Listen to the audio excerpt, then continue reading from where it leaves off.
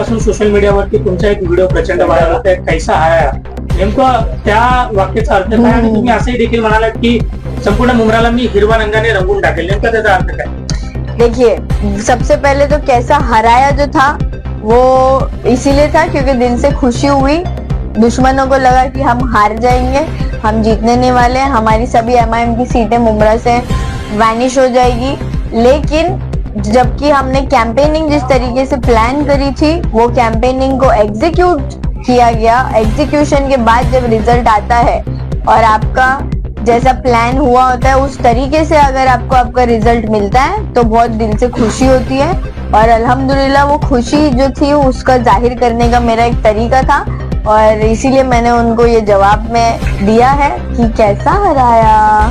तो ये पूछना और बताना उनको जरूरी था कि उनको फील होना जरूरी है. उन्होंने एक बच्ची से डर कर जो हमारे पैनल के दूसरे उम्मीदवार थे तुतारी वाले उनकी सुनकर हमको टिकट ना देकर बहुत बड़ी भूल कर ली थी. तो वो भूल उनको याद दिलाना जरूरी था. पण तुम्ही तुमच्या भाषणामध्ये असं देखील म्हणतात की संपूर्ण मुंब्रा येत्या काळामध्ये आम्ही हिरवा करून टाकू. नेमकं काय तुमच्या या भावना? मेरे पार्टी का झंडा हरा है. अगर मेरे पार्टी का झंडा भगवा होता तो मैं ये बोलती कि भगवा करून टाकून बट वो नहीं था. ऑरेंज कलर का अनफॉर्चुनेटली नहीं है. एमआईएम का झंडा ग्रीन कलर का है तो ग्रीन कलर है तो ग्रीन बोला जाएगा. अब इसको उनकी पार्टी से ये जो भी चीजें आ रही है आप देखो, अच्छाई जब उभर के आती है ना तो उसकी टांग खींचने के लिए पीछे लोग लग जाते हैं. तो अब 3 दिन भी नहीं हुआ इलेक्शन जीतकर और इन्होंने धार्मिक राजनीति का गेम चालू कर दिया है. तो ये रिलीजियस पॉलिटिक्स जो है इनकी तरफ से किया जाता है वही किया जा रहा है. जबकि मेरा जो स्टेटमेंट था वो पॉलिटिकल पार्टी लेवल पे था, प्योरली पार्टी लेवल का स्टेटमेंट था. उनके झंडे का कलर कुछ और है, मेरे झंडे का कलर कुछ और है. तो मैं मेरी पार्टी का ही प्रचार करूंगी. तो मैं बोलूंगी कि मैं चाहती हूँ कि मुंब्रा को हिरवा रंग में रख दो. अगर भगवा होता तो बोला जाता कि भगवा में रंग दो. लेकिन उन्होंने इसको कम्युनल पॉलिटिकल लेवल पे लेकर चले गए जो कि कोई कम्युनिटी को ठेस पहुंचाने के लिए उसकी मेरी मंशा नहीं थी. और दूसरी बात ये कि हमारे संविधान में कहीं नहीं लिखा है कि हरा कलर मुसलमानों का है, भगवा कलर हिंदुओं का है. ये कलर बांट रहे हैं, ये जानवर बांट रहे हैं, ये लोगों को बांट रहे हैं. तो ये बांटने काटने वाली राजनीति को खत्म करने का वक्त अब आ चुका है. कम्युनल पॉलिटिक्स अपने दिमाग से निकालो.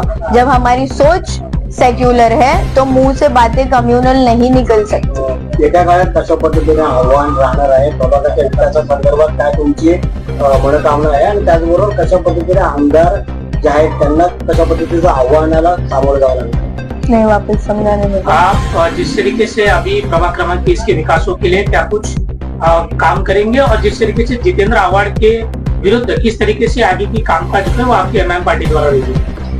देखिए, अब इलेक्शन हो गए, अल्हम्दुलिल्लाह रिजल्ट्स आ गए. लोगों ने बहुत ज्यादा भरोसा बताया है. अब उस भरोसे को एग्जीक्यूशन में लाने की जरूरत है. हमारे जो भी वादे किए गए थे उसको काम करके उनको दिखाने की जरूरत है. तो हमने सबसे पहला काम जो मेरा स्टार्ट होने वाला है वो है आरटीई का काम. आरटीई की शुरुआत जो है वो कल से होने वाली. आरटीई महाराष्ट्र गवर्नमेंट की एक ऐसी स्कीम है, राइट टू एजुकेशन, जो गरीब बच्चों के लिए महाराष्ट्र गवर्नमेंट ने स्टार्ट की है.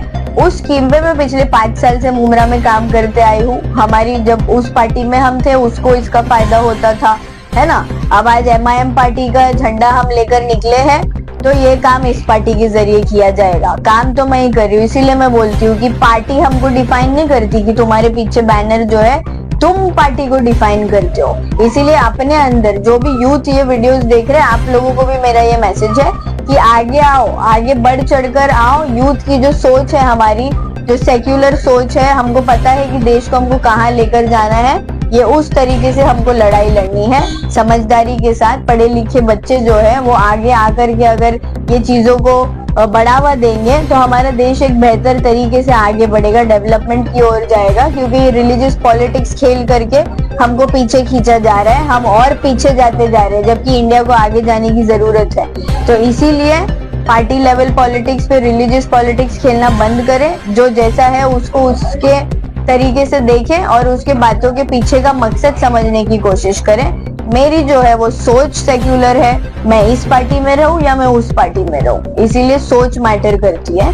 तो आप इन चीजों पर ध्यान जरूर दें। अवैसी की शेरनी आगे कौन कौन से चुनाव में दाड़े?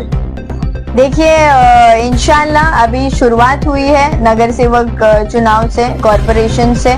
आगे अल्लाह ने नसीब में क्या लिखा है, हम जो है वो ये बिलीव करते हैं कि हमको हमारे अगले सेकंड का भी कुछ पता नहीं होता है ना। कल तो दूर की बात है, आपको यही नहीं पता कि अब नेक्स्ट सेकंड आपके साथ क्या होने वाला है। जैसे आप देखिए माशाल्लाह आप लोग यहाँ मौजूद है, ये मैंने कभी सोचा नहीं था कि इतने सारे मीडिया वाले माशाल्लाह आएंगे, हमको कवर करेंगे।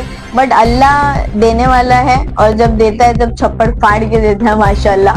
तो ये हमारे साथ हुआ है, जीता जागता एग्जाम्पल है हम उसके। हमसे हक छीना गया था, हक देने के लिए लोग हमको पीछे हट रहे थे, तो अल्लाह ने बोला कि उनकी क्या औकात है, बंदों की कोई औकात नहीं होती किसी को कुछ देने की। इसीलिए लोगों से भी बोल रही हूँ कि भगवान से मांगो, अल्लाह से मांगो, सिर्फ उन्हीं की ताकत है जो हमको दे सकते हैं। और आज जो हमको ये जीत हासिल हुई है ये अल्लाह उसका रीजन है।